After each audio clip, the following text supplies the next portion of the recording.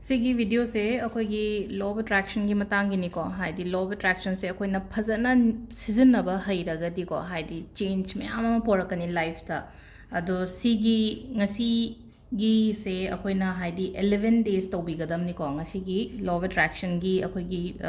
manifestation se hai tare ko ado sida haidi somna niningba pot loinamak adum ni be ai ko adubu particular oina ahamba gi oina hai taragadi ama khatang hana tawbiyo ko hadi numit 13 ni tawgadabsida ko ama khatang hana tawbiyo haji hojik nangi am darkar oiba pot ama leina ko hadi oigadaba hojik pallaga leiba ngairaga leiba gumba adumba thabak gumba da hai tare natabida leina ko hadi numit 13 ni manungda thungba haraga di numit 13 ni gi manungda ai luhongge haraga di adudi oiba nate na ko adu natabida atopa hojik hojik ki aingonda yamna darkar oiba pot ama gumba dumaina adumba gumba leiraga di adu 11 days 15 days manung sida haidi lakadaba pot kumba leiraga di numit 13 ni gi manifestation se tawbiba hai tare ko adu khwai first ta ahamba da ko boy ama tongana lebiyo haidi boy macha ama tongana lebiyo ko haidi manifestation na hangai tawkhriba khot ki mayam do ko haidi journal gi type ta diary ni khangde boy macha ama ni khangde tongana leiraga thamo adu da itho o dum haidi nang na tawgiba khot ki ba i ba khot pa mayam leina ko angel number i ba chanting tawba haidi kano 49 times i ba khot pa mayam yaw gi ba mayam do haidi tongan ba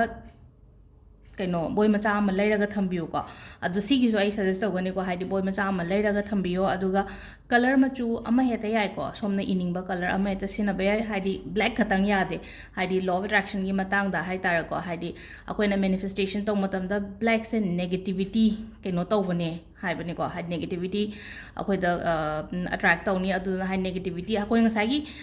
mamang gi da aina black na iraga segai ba dudi kishu kai de ba dudi negativity remove tawgi ba na ko da aduga atopana haidi atopa machu ama heta nang na khwai de gi pamjaba machu ama heta kano tawba yai ko aduga tawgadaba timing se pung 13 ko ayuki pung 13 ama nungdangi pung 13 ama numit 13 ni sima sise tawbiyo ko adu marakta gi ma kaw gi ba leiragadi haidi aise nahandagi sum tawra la ena ko haidi numit mari ni shure ko haidi mari ni gi numit se aise kawre ba kawragadi amu makok tagi hanbiyo ko adu yaragadi haidi kawdana ba keno tawbiyo alarm gumba set tawbiyo ko nangi phone da aduga amana keno tawbase ko haidi e base aina haigre ko mamang do so haidi akoina keno e akoina affirmations e base haidi present tense kumba da ibiyo na hoji hoji ai poto phange haibagi mawong da hai tare aduga ibagi natraga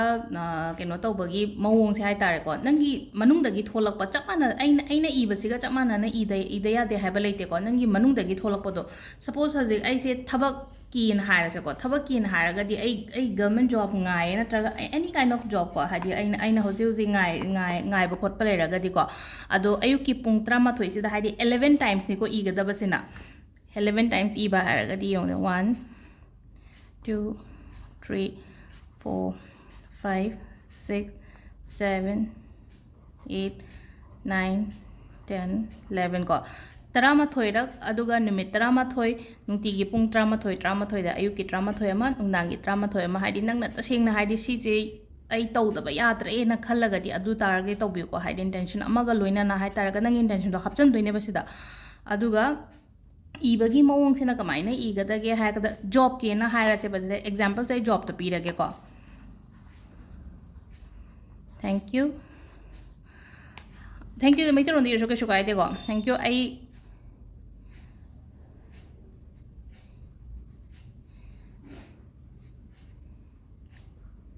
aigi apamba job phange haina adumaina ibai smaina ibai ai ko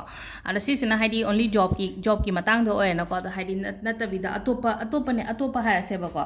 atopa hara gadi haidi thank you haidi relationship ki matang da ne hara ko thank you ai ma ga pau phajana haidi ibani ki relationship yam smoothly chatle khole adagi haidi luhong bagi oraga na haidi thank you ai I am happily married kumba dumaini iba yae ba dum ko happily married adu du du hai tar hadi hoji hadi ai do honge natraga hadi hong dore ha ba sigi part se hai tare ko hoji nang la ka dori ba kino de smaine ibi ba hai tare ko ado haji poto phangi hai be mong da hai tare ado si sina hadi job ki legre exam gi iba yae ko exam gi iba ate yete hadi nang hoji tha gi ba exam gum ba le hadi marks se asu ko heninge haraga di nang gi manung da gi tholak podo hadi ai na hai ba mak natraga su ko nang ai na sum ai gi ai ko tai tholak po nga tang ai apamba job aina phangyen haibne bisade adu natabida atopa ngasagi akhoi paisa gi matang da so hairasina ko haidi thank you ai gi blog toroga leiriba lai ki paisa do phange ko le haina adumaina keno tawrasu ya ko adu si se nimit Taramathoi ko numit Taramathoi tawbigadaba aduga pungsina ayuki Taramathoi ga nungdangi pung Taramathoi ga si simaga tawbiba ko ado hadi sida dum Taramathoi chapman idoni ko ngasagi numit Taramathoi se hadi akhoi ai gi wish se tongan ba